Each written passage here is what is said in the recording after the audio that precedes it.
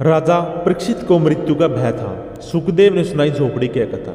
राजा परीक्षित को भागवत कथा सुनाते हुए सुखदेव को 6 दिन बीत गए और उनके मृत्यु में बस एक दिन शेष रह गया। लेकिन राजा का शोक और मृत्यु का भय कम नहीं हुआ। तब सुखदेव जी ने राजा को एक कथा सुनाई।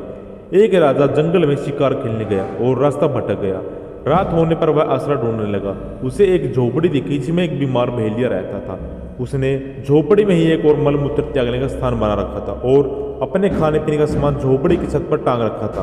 उसे देखकर राजा पहले तो ठिठका, पर कोई आसरा न देख उसे बहेलिए से झोपड़ी में रात में ठहरा लेने की प्रार्थना की। बहेलिया बोला, मैं राहगीरों को ठहराकर अक्सर ठहराता रहता हूँ, लेकिन दूसरे दिन जाते समय वे झोपड़ी छोड़ना नहीं चाहते, इसलिए आपको नहीं ठहरा सकता। राजा ने उसे वचन दिया कि वह ऐसा नहीं करेगा। लेकिन सुबह उठते उठते उस झोपड़ी गंध में राजा ऐसा रच बस गया कि वहीं रहने की बस बात सोचने लगा।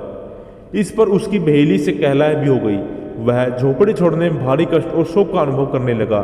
कथा सुनाकर सुखदेव जी ने परीक्षित से पूछा, क्या उस राजा के लिए झंझट उचित था? परीक्षित जी ने कहा, वह तो बड़ा मूर्ख था जो अपना राजकाज भूलकर दिए हुए वचन को तोड़ना चाहता था। वह राजा कौन था? तब सुखदेव जी ने कहा, परीक्षित, वह स्वयं तुम हो।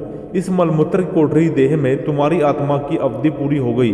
अब तुम्हें इसे दूसरे लोग जाना है, पर तुम झंझट फैला रहे हो। क्या यह उचित है? यह सुनकर परीक्षित ने मृत्यु के भय को बुलाते हुए मानसिक रूप से निवारण की तैयारी कर ली और अंतिम का कथा सुनकर अपने मन में स्मरण किया। बोलिए राधे कृष्णा।